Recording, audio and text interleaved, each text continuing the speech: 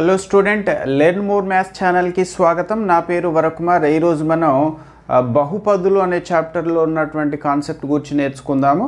So first మొదటగా నిర్వచనం అంటే బహుపది అంటే ఏంటి, బహుపదులను ఏ విధంగా గుర్తిస్తాము, బహుపది యొక్క పరిమాణం ఏంటి, బహుపది యొక్క విలువ అంటే ఏంటి, బహుపది యొక్క శూన్య విలువలు, సో వీటి గురించి నేర్చుకుంటాము.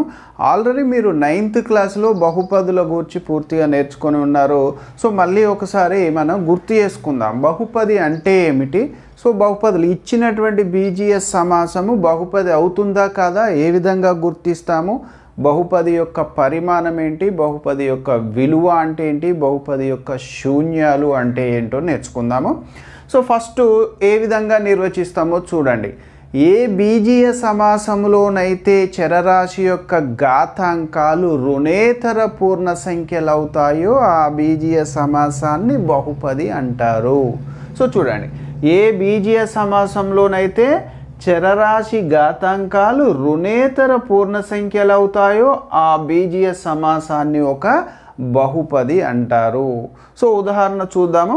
సో 3x + 2 అనేది ఒక బీజీఎస్ సమాసం ఇది.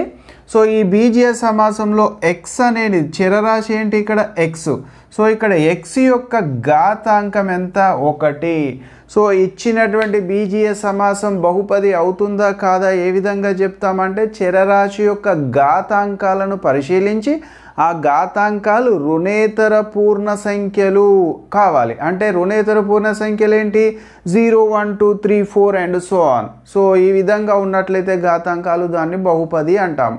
సో అవి కాకుండా రుణపూర్ణ సంఖ్యలు అంటే -1, -2, -3 ఉన్నట్లయితే అది బహుపది కాదు. లేదా 1/2 ఫ్రాక్షన్స్ భిన్నాలు కానీ అకరణీయ సంఖ్యలు 1/2, 1/3 ఈ విధంగా 2/3 అవి ఉన్నా కానీ దాన్ని మనం బహుపది కాదు అంటాము. సో ఇక్కడ చరరాశి x దాని యొక్క ఘాతాంకం 1 కాబట్టి ఇది బహుపది అవుతుంది. సో రెండోది x² - 5x + 4 ఇక్కడ కూడా చరరాశి x. సో ఇందులో ఘాతాంకాలు 2, 1 కాబట్టి ఇది కూడా బహుపది అవుతుంది. సో ఇక్కడ మూడో ఎగ్జాంపుల్ చూడండి, x² + 1/x². సో ఇక్కడ x² ఘాతాంకం 2, 1/x² అంటే ఇక్కడ మనకు చరరాశి హారంలో ఉంది, దాన్ని లవంలో రాసినట్టయితే x⁻⁻2 అవుతుంది కాబట్టి ఘాతాంకం -2 ఉంది కాబట్టి ఇది బహుపది కాదు. So next ఫోర్త్ది √3x + 3√x. So ఇక్కడ √3x యొక్క గుణకము అంటాము. సో √3. సో కానీ x యొక్క ఘాతాంకం ఎంత, ఇక్కడ 1. సో ఇక్కడ 1. నెక్స్ట్ రెండో పదంలో 3 × √x ఉంది. √x అంటే x యొక్క ఘాతాంకం 1/2 అన్నట్లు. సో ఇది అకర్ణీయ సంఖ్య. సో కాబట్టి ఇది కూడా బహుపది కాదు. సో ఈ రెండు మాత్రమే బహుపదులు అవుతాయి. సో ఈ విధంగా మీరు ఇచ్చినటువంటి బీజీఎస్ సమాసం బహుపది అవుతుందో కాదో సో గుర్తించడం రావాలి. సో మీకు నిర్వచనం అర్థమైందంటే మీరు ఇచ్చినటువంటి బీజీఎస్ సమాసం బహుపది అవుతుందో కాదో ఈజీగా చెప్పవచ్చు. సో ఏ విధంగా గుర్తిస్తాం మనం, ఇచ్చినటువంటి బీజీఎస్ సమాసంలో చరరాశి యొక్క ఘాతాంకాలను పరిశీలించాలి. ఆ ఘాతాంకాలు రుణేతర పూర్ణ సంఖ్యలు అయినట్లయితే మనం ఇచ్చిన బీజీఎస్ సమాసం బహుపది అంటాము, లేదంటే బహుపది కాదు అని చెప్తాము. సో నిర్వచనం మళ్ళీ ఒకసారి చెప్తున్నా వినండి. ఏ బీజీఎస్ సమాసములోనైతే చరరాశి యొక్క ఘాతాంకాలు రుణేతర పూర్ణ సంఖ్యలు అవుతాయో ఆ బీజీఎస్ సమాసాన్ని ఒక బహుపది అంటారు. సో ఈ విధంగా మనం బహుపదులను నిర్వచించవచ్చు. సో ఇచ్చినటువంటి బీజీఎస్ సమాసాలు బహుపది అవుతుందో కాదో కూడా మనం చెప్పవచ్చు. సో నెక్స్ట్ మనం బహుపది పరిమాణం అంటే ఏంటో నేర్చుకుందాం. బహుపది యొక్క పరిమాణం అంటే ఏంటో చూద్దాము. బహుపదిలోని చరరాశి యొక్క గరిష్ట ఘాతాంకాన్ని దాని యొక్క పరిమాణం అని అంటారు.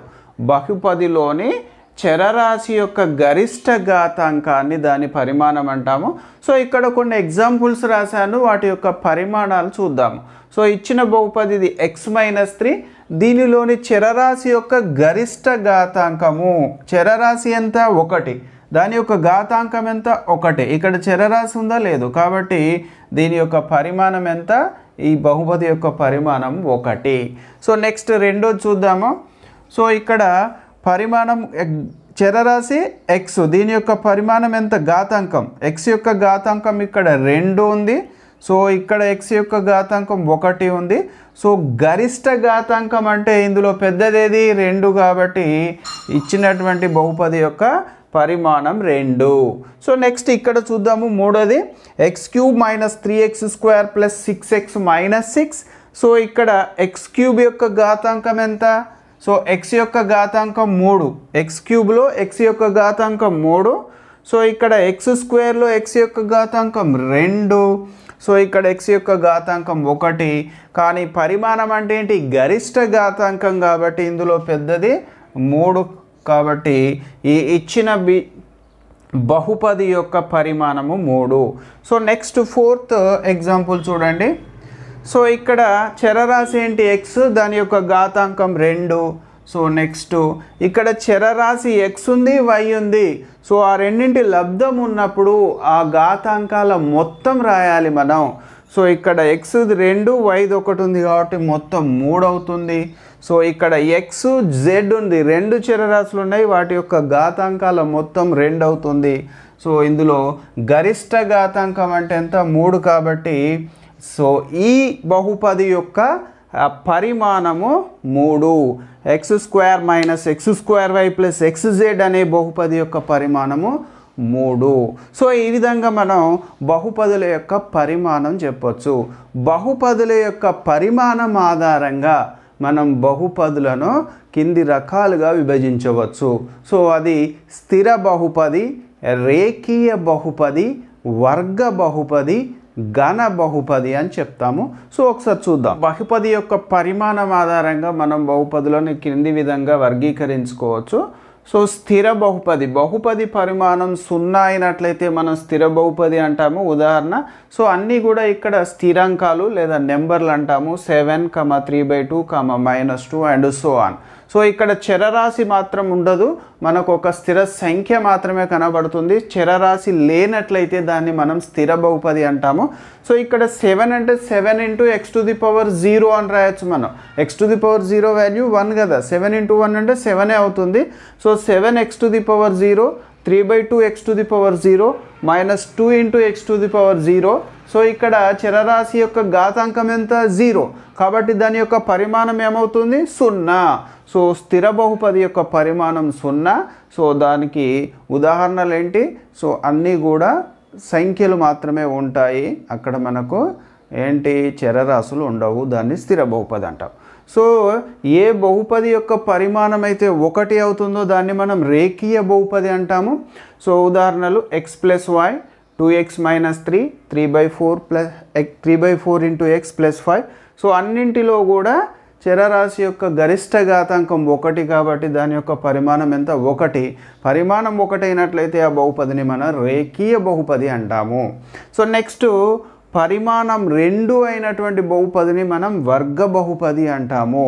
సో ఇక్కడ x² - y², 3x² - 5x + 1, 4x² - 3 ఇవన్నీ కూడా మనకు వర్గ బహుపదులకు ఉదాహరణలు.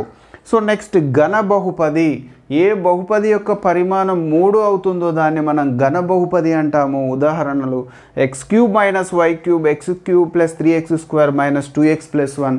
సో ఈ రెండు కూడా ఘన బహుపదులకు ఉదాహరణలు. సో ఈ విధంగా మనం బహుపది యొక్క పరిమాణం ఆధారంగా బహుపదులను ఈ విధంగా చెప్పుకోవచ్చు. బహుపది పరిమాణం 0 అయితే దాన్ని స్థిర బహుపది అంటాము. బహుపది పరిమాణం 1 అయినట్లయితే దాన్ని రేఖీయ బహుపది అంటాము. బహుపది పరిమాణం 2 అయినట్లయితే దాన్ని వర్గ బహుపది అంటాము. బహుపది పరిమాణం 3 అయినట్లయితే దాన్ని ఘన బహుపది అంటాము. సో దీనికి మనకు సాధారణ రూపం కూడా చెప్పుకోవచ్చు. రేఖీయ బహుపది యొక్క సాధారణ రూపము ax + b అని రాస్తాము. సో ఇక్కడ a ≠ 0, a, b అనేవి వాస్తవ సంఖ్యలు. సో ఇక్కడ రేఖీయ బహుపది యొక్క సాధారణ రూపాన్ని ఏమని రాస్తాం మనం? ax + b అని రాస్తాము. సో a ≠ 0, a, b అనేవి వాస్తవ సంఖ్యలు. సో ఇది రేఖీయ బహుపది యొక్క సాధారణ రూపము. సో అదేవిధంగా మనం వర్గ బహుపది యొక్క సాధారణ రూపాన్ని ax² + bx + c అని రాస్తాము. ఇక్కడ కూడా a ≠ 0, ఏబీసీలు అనేవి వాస్తవ సంఖ్యలు, ఏబీసీలు అనేవి వాస్తవ సంఖ్యలు. ఇది వర్గ బహుపది యొక్క సాధారణ రూపము. సో నెక్స్ట్ మనం ఘన బహుపది యొక్క సాధారణ రూపాన్ని a x cube plus b x square plus c x plus d అని రాస్తాము. ఇక్కడ కూడా a is not equal to 0 అనేది condition. A comma b comma c and d belongs to R అంటే వాస్తవ సంఖ్యలు. సో ఇవి రేఖీయ బహుపది, వర్గ బహుపది, ఘన బహుపదుల యొక్క సాధారణ రూపాలు. సో ఈ విధంగా మనం బహుపది పరిమాణం ఆధారంగా బహుపదులను ఈ విధంగా మనం వర్గీకరించుకోవచ్చు. సో నెక్స్ట్ బహుపది యొక్క విలువ అంటే ఏంటో చూద్దాం. నెక్స్ట్ బహుపది యొక్క విలువ అంటే ఏంటో చూద్దాము. బహుపది పి ఆఫ్ ఎక్స్ అనేది ఒక బహుపది, ఎక్స్ అనే చరరాశిలో ఒక బహుపది అయినట్లయితే సో ఎక్స్కు బదులుగా కే అనే ఒక వాస్తవ సంఖ్యను ప్రతిక్షేపించినప్పుడు వచ్చే విలువను ఆ బహుపది యొక్క విలువ అంటాము. అది ఎక్స్ ఈక్వల్ టు కే వద్ద ఆ బహుపది యొక్క విలువ అంటాము. సో దీనిని పి ఆఫ్ కే చేత సూచిస్తాము. సో ఒక ఎగ్జాంపుల్ చూద్దాము, చూస్తే మీకు ఈజీగా అర్థమవుతుంది.